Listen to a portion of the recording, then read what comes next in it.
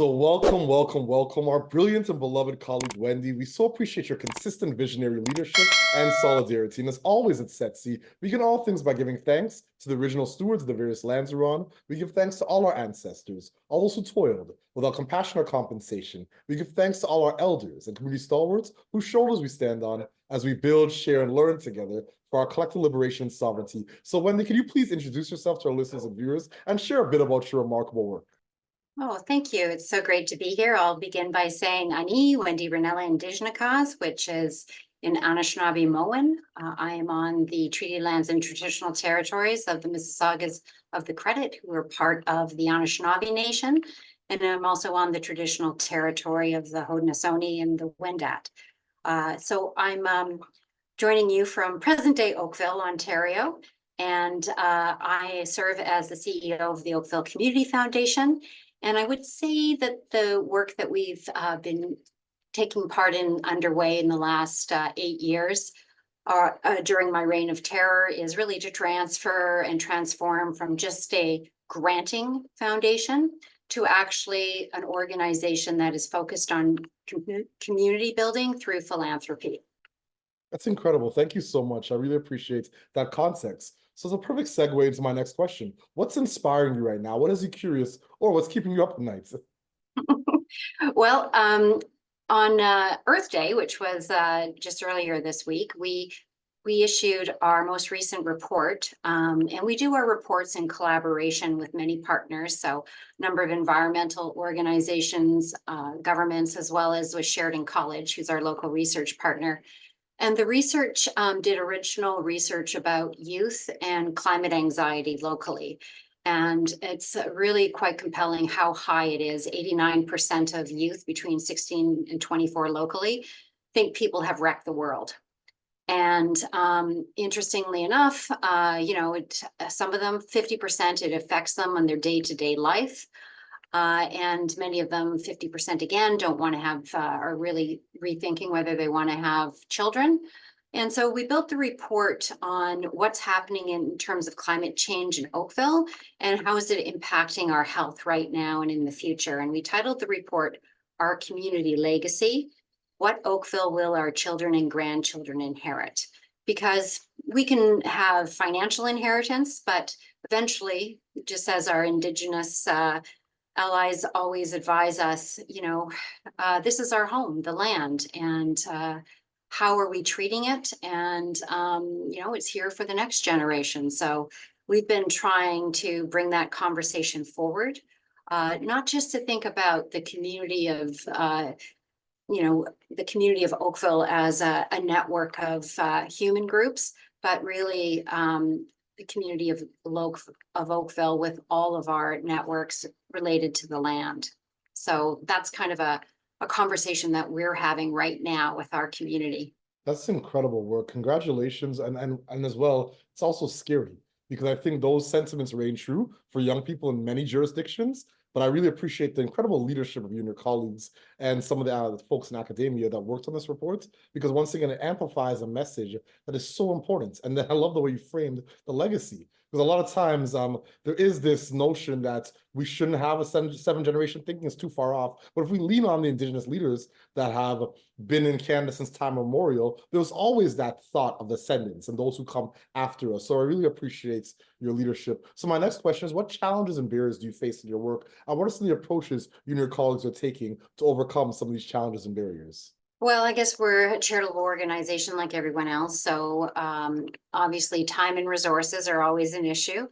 But I would say that the Community Foundation movement, we take charitable donations and we invest them.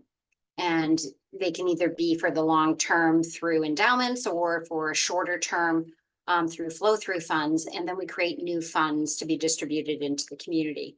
And we do research and we work with other charity partners. And I guess what I'm really concerned about is the advent of donor advised funds in other organizations, particularly public foundations that are attached to for-profit organizations, where the real modus operandi seems to be keeping the investment funds with that financial institution. So I'm concerned about that. And I'm also concerned about the fact that the conversation of philanthropy doesn't really get into an appreciation of the differences between private and public foundations. There is the issue with for-profits having public foundations, but there's also, I think, a broader conversation that needs to be had about putting tax dollars into private foundations and the control of those dollars, because private foundations have 50% more assets than public foundations, except they distribute it about 50% less. And if you think about the continuum of charities, you've got private foundations, which are really usually just all offices and administrative overhead. Then in the middle, you kind of have public foundations, which are usually articulated, except for the for-profit ones, are articulated to a hospital or a school or a university, or in my case, a community. And then you have the charities that are operating, which don't get very much overhead. So on the one hand, we have this huge amount of cash at one extreme that's focused is it's just an office. And at the end, we have those who are trying to do charitable activities and they have no administration. So it's like this really, I really wish that the government and policymakers would pay more attention to what they've created with the charitable sector. So that concerns me.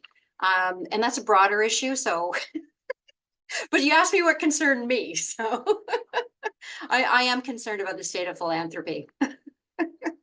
Indeed, I think we all are, to be honest with you. So, but in the same breath, once again, I just appreciate your candor and your leadership. And it's a perfect segue to my next question. Do you have a set of key priorities right now in your work? Every time we speak, there's always some incredible things happening. You share the reports, but are there any key priorities that you and your colleagues would like to amplify to our community of practice? Sure. I mean, we are aligned to the Sustainable Development Goals. So we have three priorities. And one is community and charitable sector resiliency. The second is to create opportunities in employment, education, and the social finance sector. And thirdly, to reduce inequities in our own operations and in our communities. And then we have some internal facing priorities to be an employer of choice and to be the leading local philanthropic solution provider. And we know we can't win the competitive game with those institutions who hold investment funds to offer donor advised funds. So we offer other services. So we run one of the largest scholarship and charity hubs. There's over 1,200 students, and if you know Oakville, it's about 200,000 people. There's over 1,200 students on it right now looking for scholarships and awards. We run programming to help bring the arts and culture into our schools. And all of our programming comes out of the research that we do. So we don't just, we used to actually do research and say, here's our research, go and talk about it, or figure out which charities need your support. But now we actually lean into it and we bring the charitable sector together to develop solutions. And so that's one thing that we feel very strongly about is when we do research, we need to create the solutions alongside our sector to address the challenges that we've identified. Incredible, incredible. Thank you so much. I appreciate all that context. So my second last question, what is your ultimate goal and what does success look like and feel like to you and your colleagues? That's a tough one. Within our sector, we're constantly changing and we see ourselves as building community through philanthropy. Most people don't live more than 5 years in our community. It's a very transitional community, being a suburb of Toronto, and similarly having a lot of private schools with people moving in and out of the community. So what we've noticed is our need to be reflective of the changes that are going on in our community and developing solutions with that growing and changing community. So it is a moving target. That's all I have. That's all I can tell you. It's a moving target. And you also really want to make the philanthropy tent big enough for everyone.